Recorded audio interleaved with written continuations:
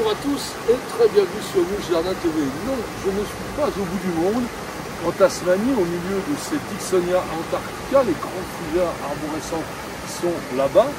Nous sommes tout simplement en Bretagne, à Brest, au Conservatoire national de botanique de Brest, évidemment.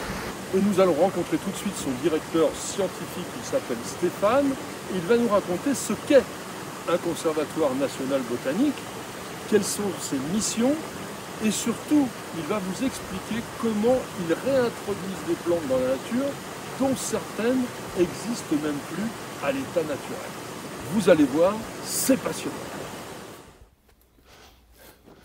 Bonjour Stéphane. Bonjour Patrick. Vous êtes le directeur scientifique, nous sommes au Conservatoire national botanique de Brest. Ma première question tout de suite, parce que ça me vient à l'esprit, quelle est la différence entre un jardin botanique et un conservatoire? L'État a donné dans les années 90 un cahier des charges aux conservatoires botaniques nationaux. La première mission, c'est la mission de connaissance, puisque nous, notre rôle, on est un organisme scientifique et technique qui travaille sur la préservation de la flore sauvage menacée. C'est d'abord une mission de connaissance, c'est très important. Le conservatoire de Brest travaille sur la flore de l'ouest de la France, région Bretagne, région Pays de la Loire, et dans des hauts lieux de biodiversité dans le monde entier, principalement sur des archipels océaniques. Une mission de conservation, évidemment. Une mission d'expertise aussi auprès des pouvoirs publics et des privés également. On travaille avec des agriculteurs pour essayer de résoudre des questions de flore menacée, comment mieux protéger cette flore, comment mieux protéger les habitats naturels. Voilà, ça, ce sont des fonctions qui caractérisent les conservatoires botaniques nationaux et qui les différencient des jardins botaniques qui ont aussi des missions de conservation. On parle de conservation, c'est quand même votre mission numéro 1. Quand on dit conservation, ça veut dire quoi? Essayer que des plantes qui sont devenues rares dans la nature ne le soient plus parce que vous les retravaillez, parce que vous les réimplantez, ou simplement, disons, de les mettre en boîte dans le jardin? Non, la première mission, c'est d'abord de conserver les plantes où elles se trouvent. C'est-à-dire déjà de préserver les milieux naturels où se trouvent ces plantes. Parce que quand les plantes disparaissent, c'est parce que ce sont les milieux qui disparaissent. Il peut y avoir des espèces qui disparaissent du fait de trop de pression humaine. On sait demain que certaines espèces vont complètement disparaître de la surface de la Terre. Et celles-là, il est nécessaire de les soustraire à leur milieu qui disparaît pour pouvoir les placer en jardin botanique, en ce qu'on appelle conservation ex situ. Et c'est pour ça que les conservatoires botaniques nationaux sont dotés à la fois de banques de graines, à moins 20 degrés pour conserver ces espèces au bord de l'extinction, de serres tropicales par exemple pour le conservatoire de Brest, et d'un jardin. Et l'objectif, c'est de pouvoir les diffuser dans un certain nombre de jardins botaniques dans le monde, également de pouvoir mener des actions de réintroduction en nature, mais une fois qu'on s'est assuré que le milieu était préservé. J'ai une question qui est un peu iconoclaste parce que il y a des tas de plantes qui ont déjà disparu bien avant même que les hommes existent sur cette terre.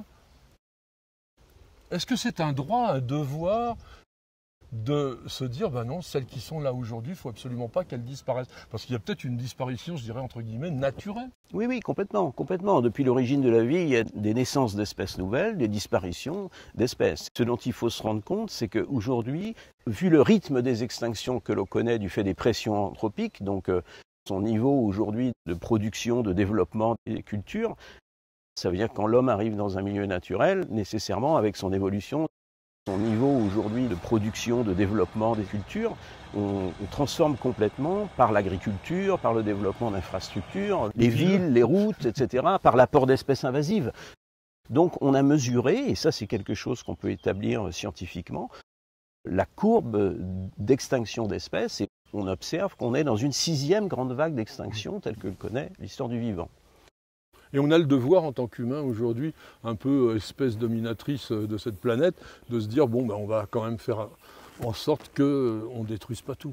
Pour l'humain lui-même, puisque l'homme a besoin de la nature n'a pas vraiment besoin des hommes. Oui. On vit dans cette nature, on vit dans cette maison. Enfin, je compare souvent la nature à notre maison, avec un certain nombre de briques qui seraient les espèces, tout simplement, qui nous entourent, avec toutes les interactions. Les espèces qui permettent, par exemple, de préserver les sols, qui permettent de préserver notre accès à l'eau. Et quand vous retirez une brique de cette maison, c'est-à-dire quand une espèce disparaît, c'est pas forcément vital et gravissime pour l'espèce humaine, mais quand vous retirez 10, 100 briques, là, vous mettez en péril la structure de la maison et cette maison risque de vous tomber dessus. On a l'impression ici déjà d'être dans une sorte de jardin tropical alors qu'on est à l'extérieur, la mer est pas loin, le climat est tout à fait extraordinaire. Il y a plusieurs raisons en fait au choix de Brest. Quand le conservatoire a été fondé en 1975, il y a 50 ans cette année, le choix du fondateur Jean-Yves Le Souef qui avait déjà réussi à regrouper une collection importante de plantes menacées du monde entier. L'objectif était de créer un jardin botanique de conservation qui soit ouvert sur le monde avec des espèces de Bretagne mais aussi du monde entier. Adosser un conservatoire, un jardin à une ville comme Brest qui en 1975 ne possédait pas de jardin botanique. Donc vous aviez ce vallon qui mène à la mer, qui mène à la rade de Brest, qui fait 50 hectares et qui était à l'époque, aujourd'hui c'est méconnaissable, mais il faut se rendre compte que c'était une ancienne carrière désaffectée, transformée en semi-décharge. Derrière moi, il y a des serres, c'est un peu l'endroit secret, si je puis dire, de ce Conservatoire national botanique de Brest. On va y aller avec Stéphane et il va nous raconter un peu le travail qu'ils font sur les espèces qui viennent d'ailleurs.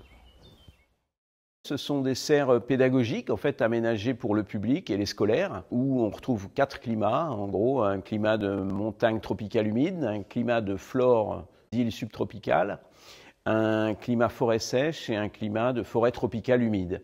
Et donc dans ces serres, vous trouvez une partie de la collection d'espèces menacées du conservatoire. Cette collection, c'est 2000 espèces qui viennent du monde entier, avec une spécialité donc sur les archipels océaniques où la flore est particulièrement rare et menacée.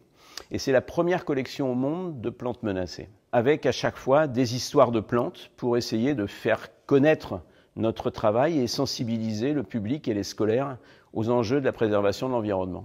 Parmi les très belles réussites du conservatoire, on a un partenariat qui vit depuis quasiment les origines du conservatoire, donc depuis 50 ans, avec l'archipel des Mascareignes, où on a développé des actions de conservation avec les parcs nationaux de la République mauricienne. Si je peux citer un seul exemple, ce sera celui de cylindrocline, qui avait complètement disparu dans les années 90. Et que l'on avait réussi à cultiver à Brest, à la diffuser dans un certain nombre de jardins botaniques du monde. Au début des années 90, tout le monde, même le conservatoire de Brest, a perdu cette plante en culture. Ayant disparu en nature, était complètement éteinte de la surface de la terre. Heureusement, il nous restait quelques graines en banque de graines en congélation à Brest. On a décelé un peu de vie dans ces graines qui ne pouvaient pas naturellement germer. On a découpé ces petits amas de cellules encore vivants. On les a placés in vitro, c'était la seule façon d'y arriver, pour réussir à régénérer des plantes entières. Ces plantes, on les a propagées de façon intensive et on les a réintroduites en nature, dans un environnement préservé, cette fois à Maurice. Pour préserver une nature dégradée, c'est forcément une opération qui se mène sur un temps long. Stéphane, à côté de vous, il y a, on va dire, une fleur reconstituée, il faut être honnête, qui est la plus grande fleur du monde végétal, c'est un Rafflesia. Et là, vous travaillez vraiment sur cette plante qui, jusqu'aujourd'hui, est incultivable.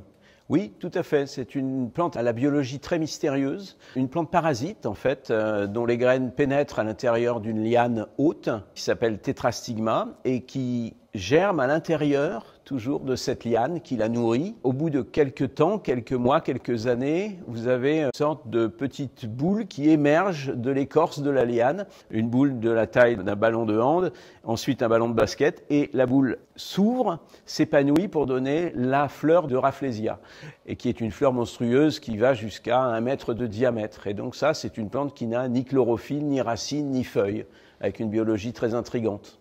Elle mime un cadavre en décomposition pour pouvoir attirer les pollinisateurs et se multiplier. Donc une sexualité compliquée et curieuse.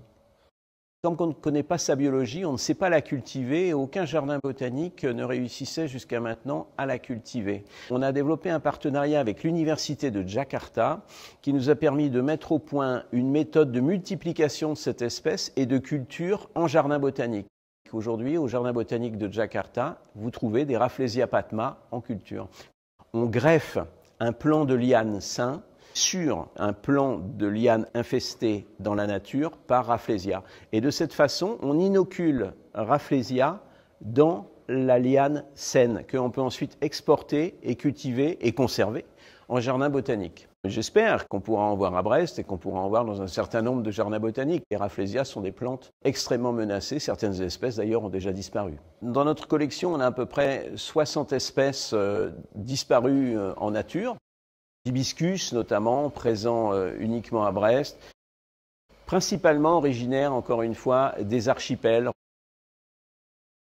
Plusieurs aussi du bassin méditerranéen, même plus près de nous, on a des espèces qui sont en Bretagne, par exemple, au bord de l'extinction, comme le Panicovivipare, Eryngium viviparum, qui est une plante rarissime d'Europe, avec une seule station présente en France qui se trouve en Bretagne. Eh bien, c'est une plante cultivée ici au Conservatoire botanique de Brest.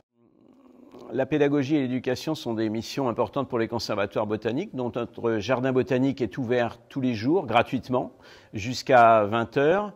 Et les serres pédagogiques le sont également tous les après-midi de 14 h à 17 h 30 pour le public intéressé que l'on accueillera avec plaisir. Vous êtes les bienvenus au Conservatoire botanique national de Brest.